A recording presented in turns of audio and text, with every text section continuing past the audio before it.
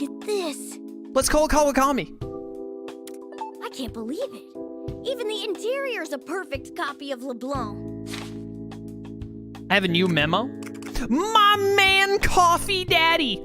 The proprietor of Cafe Leblanc, the attic of which the protagonist has taken residence in, Sojiro has high standards for the coffee and curry he serves at his establishment. His taciturn demeanor belies a kind-hearted nature, exemplified by how he kept the Phantom Thieves' identities a secret, watching over them despite being aware of their exploits. I love Coffee Daddy. I hope he doesn't show up in this spin-off because I do not want to see how horrible they have made him look. Nyogenjaya, a town with a retro feel despite being in Tokyo, commonly known as Yonsha. Many restaurants line the back alleys, and modest movie theaters, public baths, and batting centers provide— Yo, we get to play— Can we play baseball? Let me play baseball again! And batting centers provide an assortment of small-scale recreation. Leblanc, Akira's temporary residence and home of the Thieves' Den, can be found here, along with Futaba and Sojiro's house. Thieves' Den? Thieves' Den is only in Persona 5 Royal, and it was also some kind of like alternate dimension thing. It was not a part of LeBlanc. Did they just call it Thieves' Den without realizing that Thieves' Den is like not what they called their hideout? They called the hideout, or called it LeBlanc. They never referred to it as the Thieves' Den in Persona 5 or Royal that I can remember, unless I'm forgetting. I think someone didn't do the research on what Thieves' Den means in Persona 5 Royal. Leblanc. A coffee shop in Nyogenjaya, and where Joker lives in the real world. It also doubles as a hideout for the Phantom Thieves. Though quaint, they serve exquisite coffee and curry. For reasons unknown, there is a replica of the shop in the current metaverse. How nice. Alright. There are quite a few keyword memos that we're going to see later. Mostly characters, it seems. I assume we're going to get one for like every Phantom Thief as we recover them, probably, maybe. Isn't it kind of funky? That's what I like about this place, though. What about this is funky? Let me grab you some drinks. It'll just be a sec. Wait, what? When did you get changed? And your mask is gone too. But I didn't transform when we came in. At least since your outfit reverted back, that means this place really is safe for us. What on earth? You two certainly talk strangely. Hey, you said this was like a rebel core. Are there any other rebels here? I've lived here for as long as I can remember, but I've never met people like you before. Well, people. Oh, come on! You're really gonna get hung up on that now? Shut up, cat. So, the two of you are in trouble? Depending on your situation, I might be able to lend you a hand. That's awfully generous, considering how much you've already helped. And we definitely need to know more about this place. The arena, was it? For starters, could you tell us more about yourself? And this world? I see. Please, have a seat.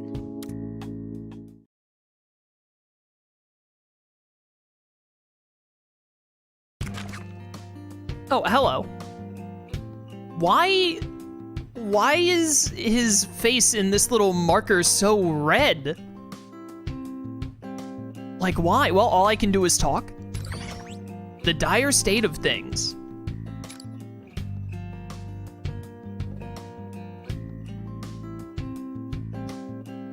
So you and your friends are from another world? I have to admit, that's rather hard to grasp. This world's the only one I've ever known. On top of that, you're also telling me you're thieves who steal hearts. And you just stumbled into this world? Have you ever heard of plot convenience before? It's how you get stories started. So yeah, we kind of, you know, we were just chilling and now we're here. I have no idea what's going on. Believe me, we're in the same boat here. All of a sudden, we were surrounded by Marie's forces, and you had to rescue us. We really have no idea what's going on. Well, we can try to hash it out later. Morgana, and you. I suppose it's my turn to answer questions. Feel free to ask away.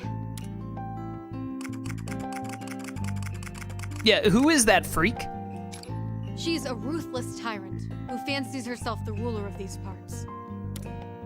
This used to be a peaceful place, free of any sort of conflict.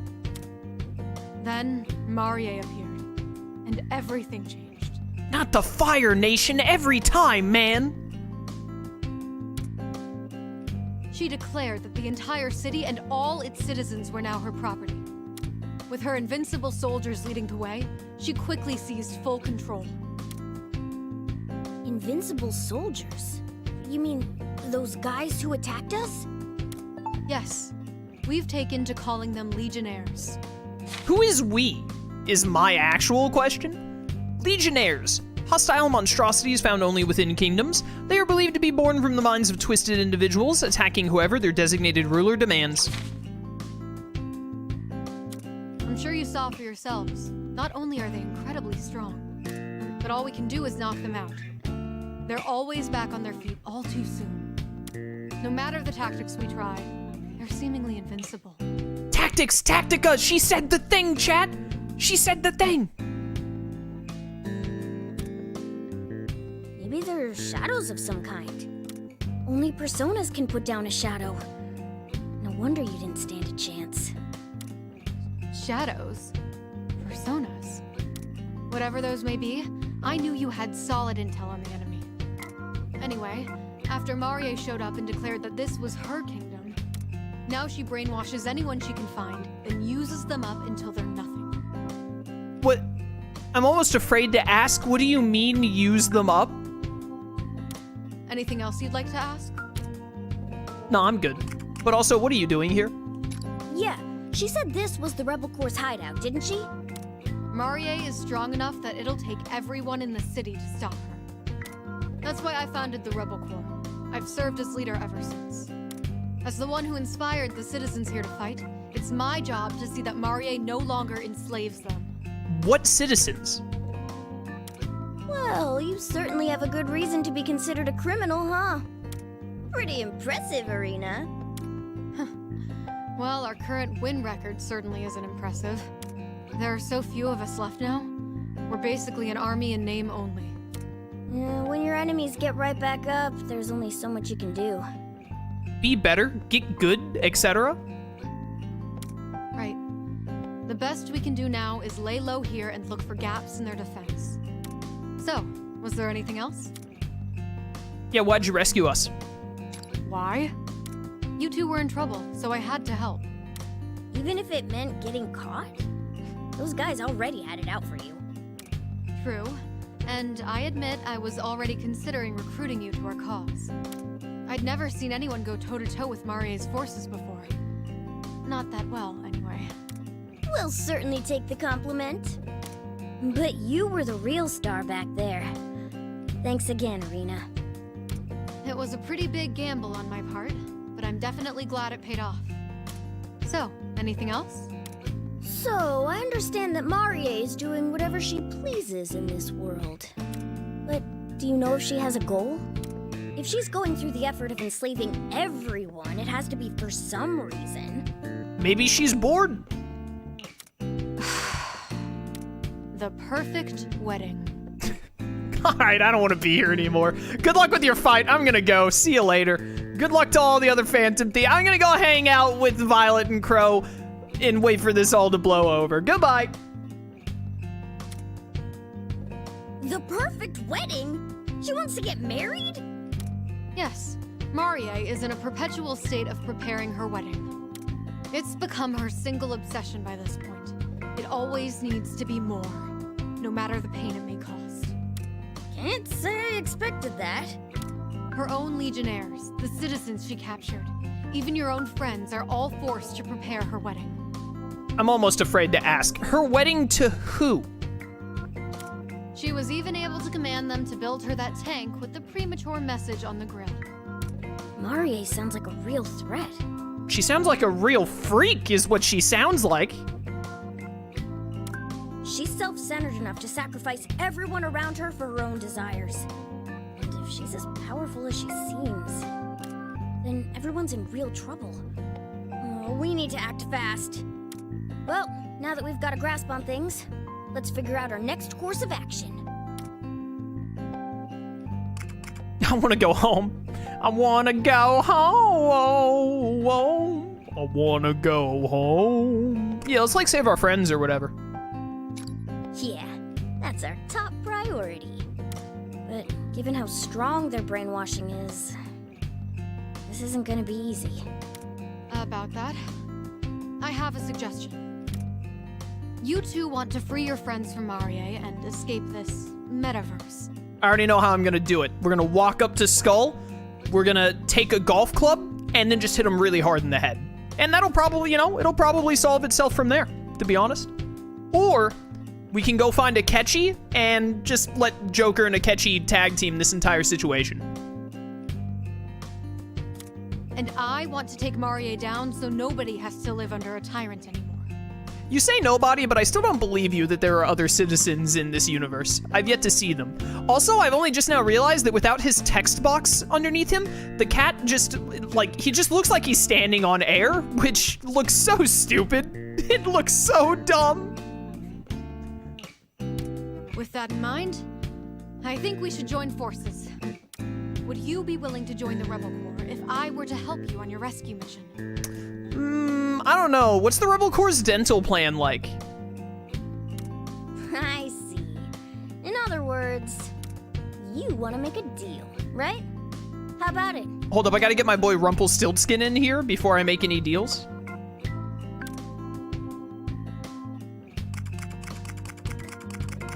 It's our only option.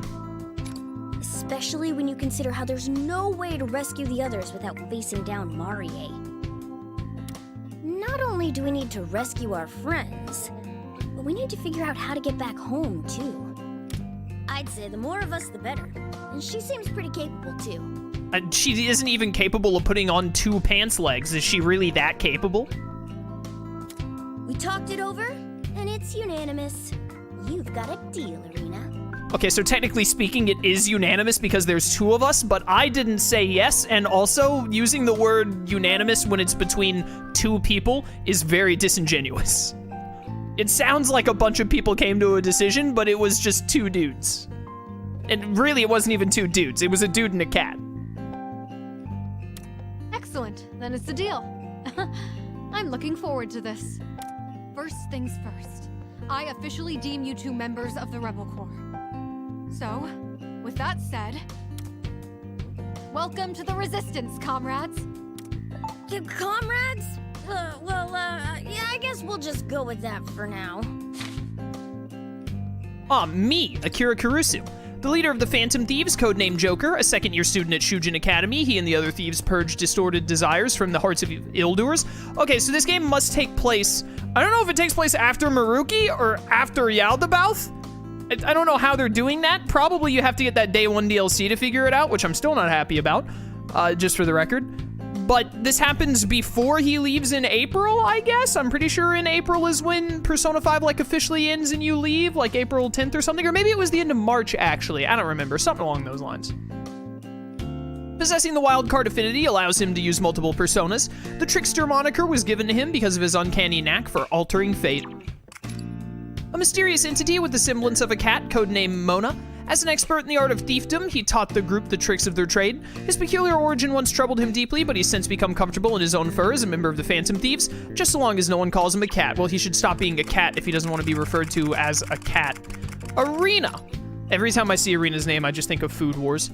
The leader of the Rebel Corps, who forges an alliance with the Phantom Thieves to achieve a mutual goal. The sight of Irina brandishing her spear as she races across the battlefield inspires courage in those who follow her. Still don't believe that these other people exist, though glimpses of childishness can be gleaned beneath her gallantry. Hideout. The base of operations for both the Phantom Thieves and the Rebel Corps in the part of the metaverse that Akira and the others have currently found themselves. Their hideout is the spitting image of the real-world Leblanc, yet no one knows why. However, the private, relaxed atmosphere helps them feel at ease there. And then Shujin Academy, the private high school attended by Joker and most other Phantom Thieves. It's also where the first change of heart incident took place. The school has been mired in controversies, including a faculty-instigated assault, a bevy of scandals, and the principal's death. It seems that things have finally settled down, though. Oh my goodness! Why are you giving me all of this at once? Phantom Thieves, a group of thieves who infiltrate the minds of the corrupt and steal their hearts to make them change their ways. They kicked off a quest to save the world with their first change of heart. The true identities of these heroes are known only to a select few accomplices. Phantom Thief attire, the outfits worn by the Phantom Thieves that allow them to hide their true identities. In most cases, they find themselves in their outfits automatically the moment they enter the metaverse. Many of the codenames used by the Phantom Thieves were inspired by their attire, as it represents some aspect of their true selves. Codenames, an alias used to conceal the identity of the Phantom Thief while in the metaverse. Some are based on a member's mask or outfit, while others are inspired by personality. According to the self-proclaimed expert on Phantom Thiefdom, using one's real name is also considered uncool. Persona, a unique power wielded by the Phantom Thieves. Each one's physical form and capabilities are influenced by the individual user's heart. As an inseparable part of one's identity, it also serves as a form of personal protection. With this power, the Phantom Thieves fight for their convictions and strive to change the world. Shadows, fantastical beings found within palaces and mementos. Most take the appearance of gods and demons from human lore. Some will even lend Joker their aid, depending on his tact in negotiations. All right, cool.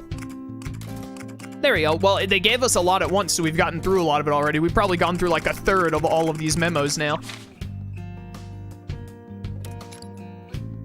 Party received 2 GP. All right, chat. What do we think GP stands for? GP stands for Grandma Pigeon, which is the progenitor of all other pigeons in the world. In actuality, I bet it stands for gallantry points or something. Great Pog. Gator Pool. Good ones, chat. The hideout is your safe place in this world. There are various ways to prepare for battle here, as well as the option to converse with allies. I have to talk to people? Ew. Ew. Save your progress by doing that. You can also save from the prep menu under system option, as well as on the pre-battle screen. This game also has autosaves. When autosave is enabled in settings, the game will automatically save each time you return to the hideout. I do have that on, I believe. There's only one slot for autosaves, so be sure to save manually in separate slots when you want to retain saved at any point. Only one autosave slot is a little weird, but better than no autosaves. Why is his skin so bright red? Like, why? Equip. Okay. All right. The skill tree. Strengthen your units by acquiring skills found in each character's skill tree. Ooh, we get a skill tree. Ooh. Growth points. It was growth points. You actually nailed it, Vincent. Well done in chat. Growth points are used to acquire skills in the skill tree. You earn GP when your Phantom Thieves level increases, or sometimes when you engage in conversation.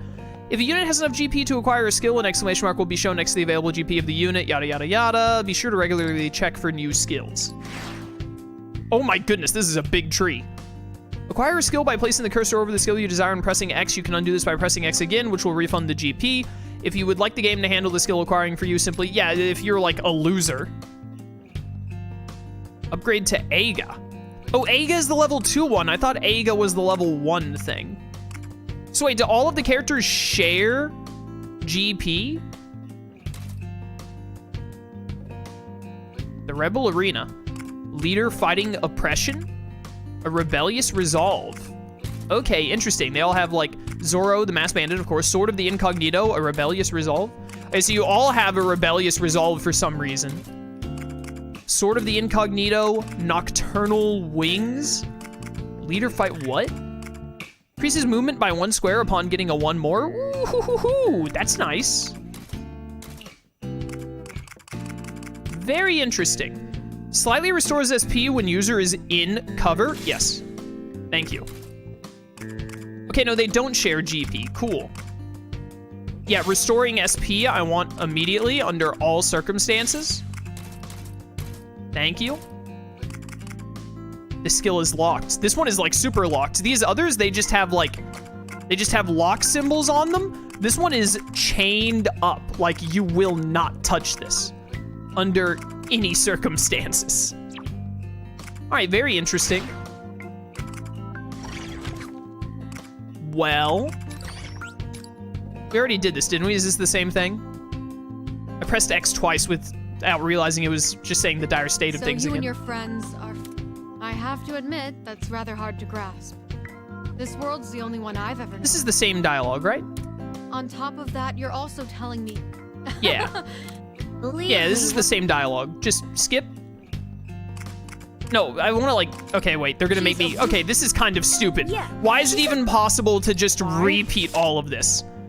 I clicked on it mostly because I was like, there's no way it's literally just the same cutscene, Yeah. right? But lo and behold, it was literally the exact same cutscene for some stupid reason.